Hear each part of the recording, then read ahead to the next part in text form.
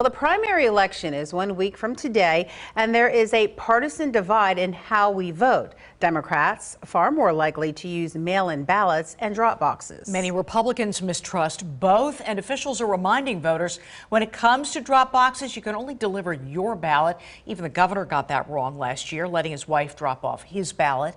As Dennis Owens reports, it's been a difficult lesson to learn.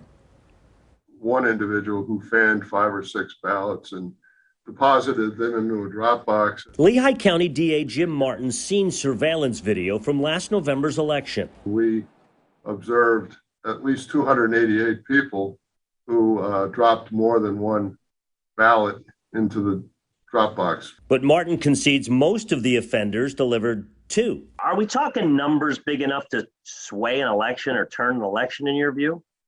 No, there was no smoking gun. We didn't see anybody depositing a bag full of ballots or anything like that. Martin said his undercover detectives are now watching Lehigh's 5 drop boxes and will question anyone bringing more than one, which is a violation. I'm very concerned about what's happening in Lehigh County. Secretary of State Lee Chapman sent this 3-page letter to Martin saying it's, quote, important for me to request you do not station law enforcement outside ballot drop boxes. There's a long history in this country of voter intimidation, and the mere presence of police at a ballot drop box can deter voters from casting their ballots. And all the people who are lambasting me for enforcing the law. Imagine that, a district attorney enforcing the law. But these drop boxes aren't in any law. They were dreamed up by the Department of State, upheld by the Supreme Court. According to the state website, these counties offer drop boxes, but most counties don't have them, perhaps fearing wrongdoing. Critics call those fears unfounded and say, besides, what's to stop someone from taking those mail-ins, put stamps on them, and dropping them in one of those boxes?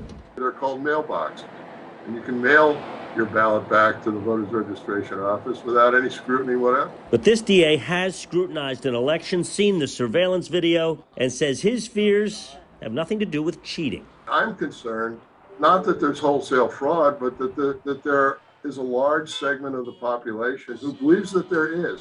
In Harrisburg, I'm Dennis Owens.